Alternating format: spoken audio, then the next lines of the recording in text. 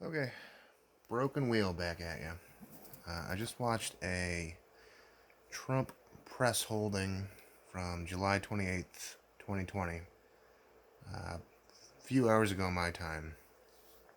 And this one was basically all about, let's call them drugs.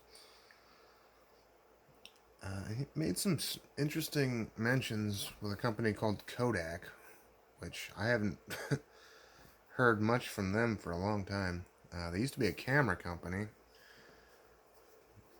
but they really never went digital like most everybody else did, so they basically almost um, went extinct. But the caveat here is Kodak and Walgreens have a partnership, and it looks like Trump just gave Kodak a stimulus to help with the prescription drug slash big pharma game. And this whole thing was basically about prescription drugs, specifically lowering the prices of drugs, which in America would be really nice because they're extremely expensive. Um, there was also lots of mentions of India and China, although with a emphasis on India because they, it's a very productive country. Let's give them that.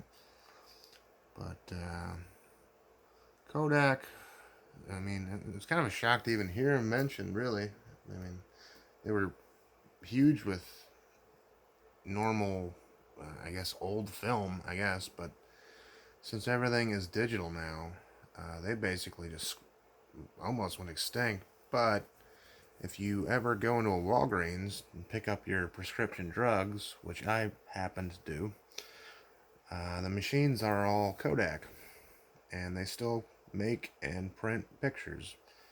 So that's an interesting connection right there. Although he never really mentioned Walgreens in it, so that might be a bit of a giveaway, I suppose.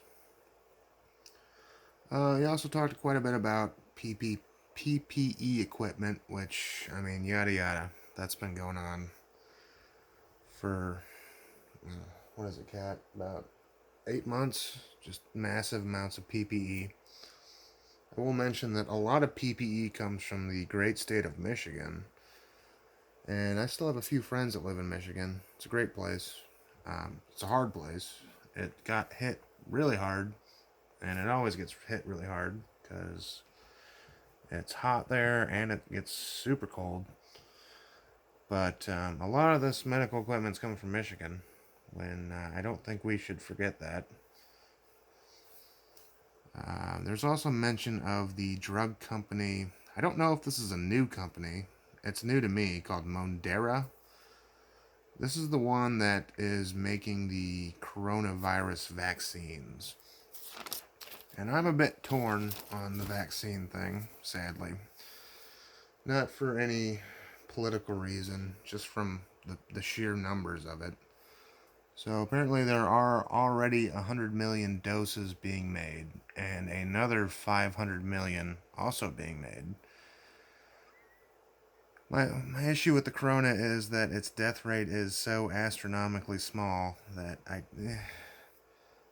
don't know. Man, the 0.2%, 0.02, what is it? I know a lot of people have died, and I am being kind of a dickhead.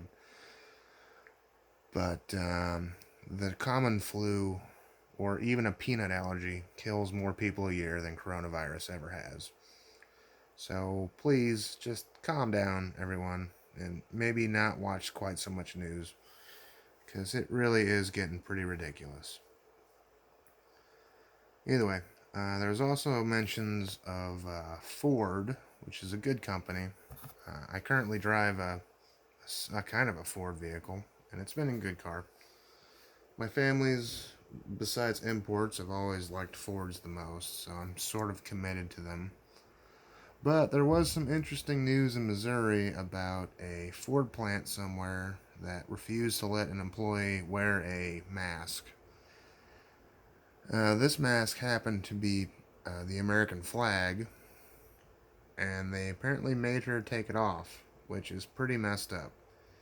Because working in a So I don't have a huge amount of factory experience. It is brutal work, and I'm sadly not quite game for it quite yet. But I respect the hell out of anyone that can do that kind of stuff. And what I do know about factories is there's a massive amount of particulate in the air, and not corona, mostly like asbestos and silica, and all manner of things that can destroy your lungs. And apparently they made her take her mask off because it was an American flag print, which is pretty messed up. And that happened in Missouri, of all places. So, whatever Ford affiliate that was, you really did goof up on that one. And you owe that woman an apology and probably a giant paycheck. Let's see. What else do I got? More local stuff. There's a company called Aldi's, which is it exists in Missouri. I don't know where else it exists, but they don't really care about the mask policy, which is pretty cool.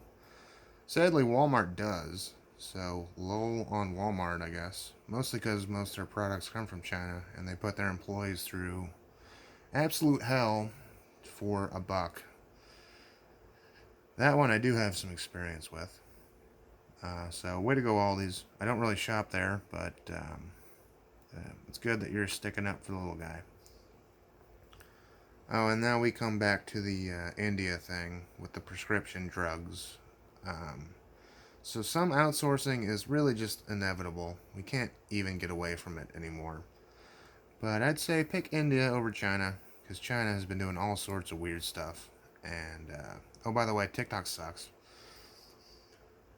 And then he went on to the standard affair, like avoiding crowds, respecting other people's distances. Luckily, fishermen like me basically hate everyone, anyways. So we've been doing that for forever. You know, just like arm's length or fly rod length. Basically, if you're so close to me that I'm gonna hit you with my pole, you really need to go away. And oh, August 4th is the Missouri votes. I suggest everyone that can actually physically go to their polling location because it is our constitutional right, and I don't entirely trust this vote in ballot stuff. Mostly because the post office is so horrifyingly overwhelmed with everyone social distancing, yet also wanting to buy everything and have people deliver it to them, which really has stressed out the system to a level that really doesn't make sense anymore. Oh, final point. Don't fully trust the stock market because it's doing all sorts of wonky things. I mean, it's going off like a heartbeat that's about to have a cardiac arrest. One of my favorite economic teachers, a guy named Jeremy Graham, quoted another guy. I can't remember his name, but said stock markets are basically like animal spirits, and they don't always make sense. So I just hope everyone else has some common sense. So thanks, everyone. Bye bye.